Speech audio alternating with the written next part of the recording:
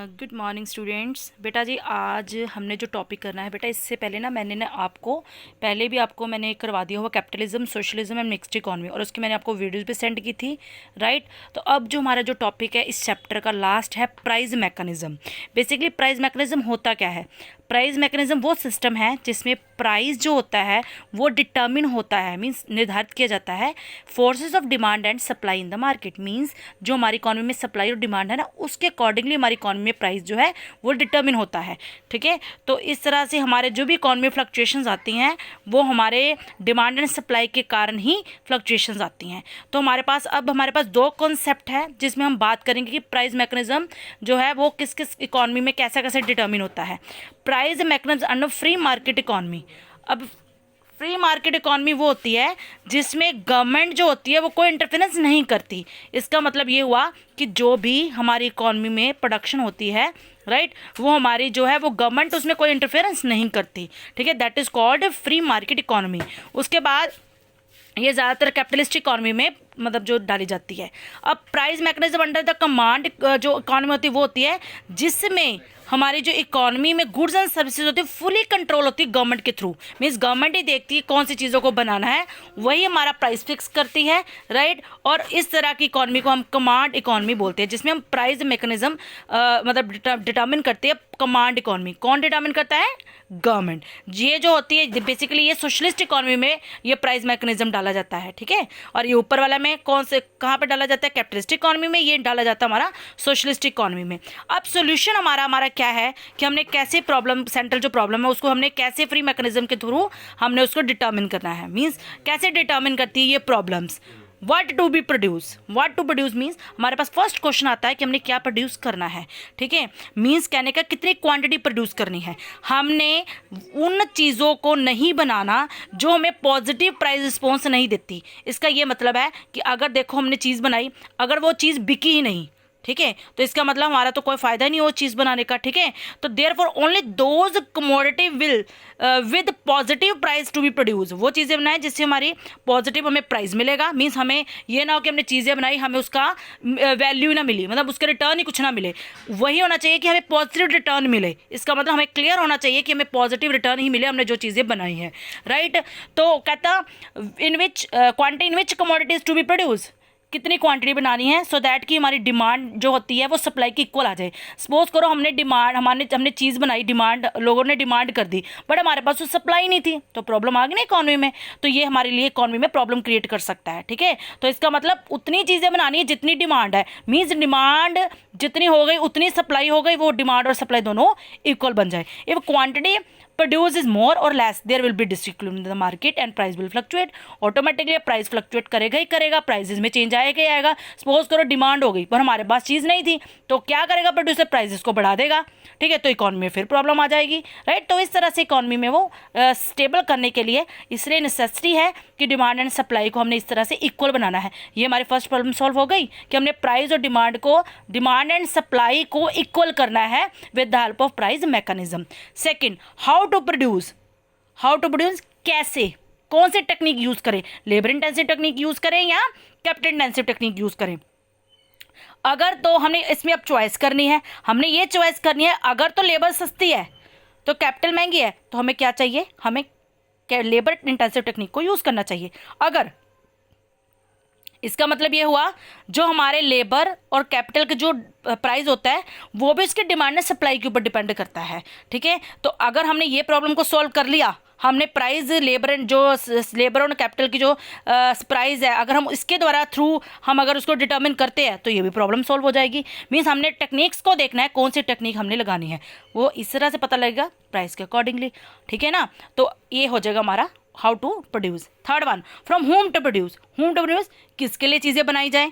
ये सबसे ईजी है। इसमें हमने क्या करना है, वो बंदा ही चीज़ों को खरीदेगा जिसकी परचेजिंग पावर ज़्यादा है। इसका मतलब ये हुआ प्राइस मैकेनिज्म हमें ये डिटर्मिन करता है कि इनकम कितनी है वर्कर की, उसकी परचेजिंग पावर कितनी है, कितनी वो चीज़ को खरीद सकता है, ठीक है। तो अगर कहते हैं the purchasing power of the owner of capital is determine in the same way, इसी तरह परचेजिंग पावर कैपिटल के भी डिटर्मिन होती है ओनर की कि वो कितनी चीज़ों को बना सकता है, राइट। अगर उसके पास ज़्यादा पैसा तो चीज़ों को ज़्यादा बनाएगा। इसी तरह अगर पर्सन के पास ज़्यादा पैसा तो उस चीज़ को खरीदेगा। तो ये हमारी भी प्रॉब्लम सही तरीके से सॉल्व हो जाएगी। When the price of every commodity and every factor production are determine, अगर ये सब कुछ डिटरमिन हो जाए, प्राइस कमोडिटी का भी फैक्टर का भी, तो प्रॉब्लम तो अपने आप सॉल्व हो जाएगी। अगर हमारी इकॉनमी में हमें पता लग गया कि इसका प्राइस इतना है, इसका प्राइस इतना है, तो उसकी तरह से हम लोग चीज़ों को बनाएंगे। हम लोगों को देख लेंगे कि इस चीज़ के इस चीज़ को प्राइस बढ़ाने पर यह चीज़ की डिमांड कम होती है कि बढ़ेगी, उसके अकॉर्डिंग हम चीज़ों को प्रोड्यूस कर लेंगे। अब condition of price, free price mechanism जिसमें गवर्नमेंट का कोई इंटरफेरेंस नहीं होती। कहता इसकी सबसे पहले कंडीशन ये होती है कि हमने इसको बनाने से सबसे पहले हमें ये होना है, जो हमारा आउटपुट है वो एक्सीड करना चाहिए सेल्फ कंजम्पशन ऑफ प्रोड्यूसर। मतलब करेंगे प्रोड्यूसर ने जो बनाया वो खुद ही खा गया, ऐसा नहीं होना चाहिए। वो खुद जो खा रहा है उससे ज़्यादा ही वो प्रोडक्शन करे, एक्सीड में उससे ज़्यादा प्रोडक्शन को बनाए। सेकेंड, हमारी जो टेक्नोलॉजी है वो इम्प्रूव्ड होनी चाहिए, सो दैट कि producer can produce more than self consumption. ये नहीं हो कि उसने जो चीज़ बनाई वो अपने लिए सिर्फ बनाई, तो प्रोडक्शन की जो टेक्निक है वो ऐसी होनी चाहिए कि वो ज़्यादा से ज़्यादा चीज़ों को बनाए, ठीक है, अपने लिए नहीं, लोगों के लिए भी। There must be adequate facility for exchange among the producer and seller, उनके बीच में फैसिलिटी भी होनी चाहिए, जिसको मार्केट फैसिलिटी बोलते हैं। ये ना हो कि चीज़ें बना ली, प्रोड्यूसर ने बना ली, सेलर जो है वो उस चीज़ को खरीद ही ना पाए, ले ही ना पाए, क्योंकि प्रोड्यूसर पहले बनाएगा, फिर सेलर उससे लेके जाएगा, उसके थ्रू वो फिर कस्टमर पर चीज़ों को पहुंचाएगा। तो ऐसी फैसिलिटी अवेलेबल होनी चाहिए। Both buyer and seller must respond with their price change, अब उनका रिस्पॉन्स भी चेंज होना चाहिए विद द प्राइस चेंज। पता होना चाहिए अगर चीज़ों की प्राइस बढ़ गया, सेलर को पता होना चाहिए कि अगर चीज़ों का प्राइस बढ़ जाएगा तो कंज्यूमर जो वो चीज़ को नहीं खरीदेंगे। तो इसी तरह से जो बायर्स है उनको भी पता होगा कि भाई किस तरह से हमने सेलर से चीज़ों को खरीदना है, किस प्राइस पर हमने चीज़ों को खरीदना है, ये सब चीज़ें हमें पहले पता होनी चाहिए। There must be trader who will bring the product from the producer house into the market, मतलब ट्रेडर भी होना चाहिए जो कि चीज़ों को प्रोड्यूसर से जो प्रोड्यूसर हाउस तक पहुंचाए। प्रोडक्ट जितने भी बनाए वो from producer house into the market. हमने चीज़ें बनाई, राइट, प्रोडक्शन की, अब प्रोड्यूसर का ये भी तो टारगेट होना चाहिए कि वो चीज़ें मार्केट तक पहुंचे, तो ये पहले ही डिसाइड होना चाहिए। Producer must have their legal ownership on the goods produce by them, उसके ऊपर लीगल अथॉरिटी होनी चाहिए। ये ना हो कि अपनी मर्जी से घर जैसे मर्जी वो चीज़ों बना रहा है कि गवर्नमेंट उसके बारे में पता ही नहीं है, गवर्नमेंट को उसके बारे में पता होना चाहिए। इसी तरह से एडवांटेज आ गया, नो इंटरवेनेंस, गवर्नमेंट की कोई इंटरवेंस नहीं होती। नो एक्सपेंसिव, ये एक्सपेंसिव नहीं होता क्योंकि गवर्नमेंट इसमें ज़्यादा मतलब इंटरफेयर नहीं करती, राइट।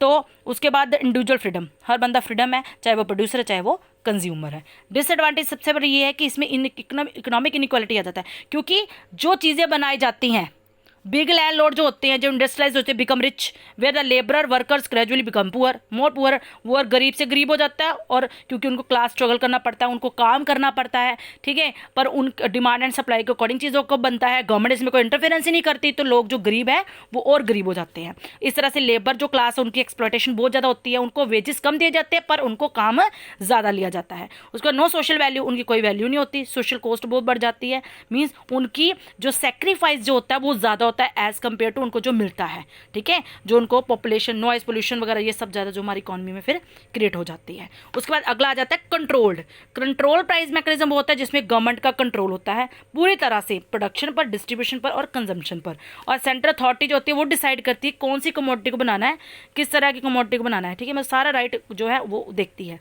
इसमें मेन फीचर्स क्या जाते हैं इसके, price fix by government he fix करती है, और ऑल जो भी डिसीजन होते हैं प्रोडक्शन के बिहाफ पर वो सेंट्रल प्लानिंग अथॉरिटी लेती है, और इसका जो न्यू इन्वेस्टमेंट जो भी करनी है वो भी अथॉरिटी देखती है। मीन्स कोई भी प्राइवेट बंदा नहीं कह सकता कि मैं ये डिटर्मिन कर लूँ कि मैंने इतनी इन्वेस्टमेंट करनी है, ठीक है। तो the authority allocate distribute different goods among the consumer through the ration shops and fair price. हाँ, मतलब हमारे पास जो फेयर प्राइस शॉप्स होती है जिसमें जो गरीब बंदे होते हैं उनको चीज़ वगैरह मिलती है, वो गवर्नमेंट ही डिसाइड करती है, वो गवर्नमेंट देखती है कि कितनों का कौन सा राशन प्रोवाइड करना है, ठीक है।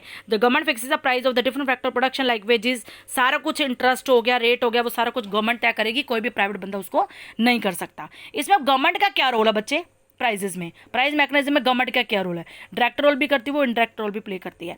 डायरेक्ट रोल में क्या करती है वो, प्राइस सीलिंग, मींस प्राइस को वो सील कर सकती है, इससे ज़्यादा प्राइस ज़्यादा ना होना चाहिए, या इससे प्राइस कम पर आपने चीज़ों को नहीं बेचना।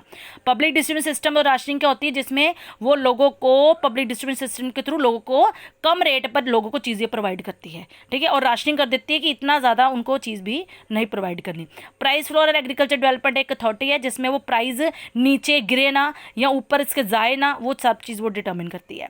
फिर उसके बाद इस तरह से पब्लिक सेक्टर प्रोडक्शन में भी, इंडस्ट्री डेवलपमेंट में भी गवर्नमेंट रोल प्ले करती है। गवर्नमेंट जितने भी इंपोर्ट्स होते हैं उसको भी देखती है, गवर्नमेंट एक्सपेंडिचर करती है, जितनी भी कमोडिटीज़ होती है खरीदने के लिए, जो भी चीज़ों को बनाने में यूज़ होती हैं उसके लिए भी गवर्नमेंट करती है, और गवर्नमेंट इस तरह से एक्सपोर्ट भी करती है, ठीक है। इनडायरेक्ट रोल हो गया गवर्नमेंट का। इनडायरेक्ट रोल में जैसे मॉनेटरी पॉलिसी आ गई। मॉनेटरी पॉलिसी क्या होती है, central bank of the country जो है वो उसको देखता है, तो वो क्या करता है, रिसेशन और इन्फ्लेशन में क्या करता है, रिसेशन होता है जब इकॉनमी पूरी तरह डाउन हो जाती है, तो उस समय भी गवर्नमेंट मॉनेटरी पॉलिसी को यूज़ करते हैं, मीन्स मनी की सप्लाई, ठीक है, जो कि आरबीआई करती है। Monetary policy during the inflation means बहुत ज़्यादा मनी की सप्लाई बढ़ गई, तो अब वो उसको कंट्रोल करने के लिए भी गवर्नमेंट पॉलिसीज़ को बनाएगी, ठीक है। फिजिकल पॉलिसी जिसमें गवर्नमेंट के आ जाता है, टैक्सेशन पॉलिसी गवर्नमेंट की आ जाती है, गवर्नमेंट के डेट आ जाते हैं, मीन्स कर्जे गवर्नमेंट ने कहाँ कहाँ से लिए हैं, किसको वापस करना है, किससे लेना है, एक्सपेंडिचर कितना उसने खर्चा करना है, हॉस्पिटल्स पर, स्कूल्स पर, कहाँ जहाँ जहाँ पे उसने खर्चा करना वो आ जाता है। ट्रेड पॉलिसी दूसरे लोगों के साथ कैसे रिलेशनशिप हमने डेवलप करना है वो सब चीज़ें देखती है, और इनकम को कैसे रीडिस्ट्रीब्यूशन करनी है। ये नहीं है कि गरीब बंदा और गरीब हो जाए, अमीर अमीर और अमीर हो जाए, तो इस तरह से गवर्नमेंट ज़्यादा टैक्स लगा के अमीरों से पैसा लेती है और गरीबों को डिस्ट्रीब्यूट कर देती है। और सोशल ओवरहेड कॉस्ट होती है, जैसे सोशल ओवरहेड होता है जैसे कि इंफ्रास्ट्रक्चर हो गया, इन सब के ऊपर गवर्नमेंट फिर खर्चा करती है।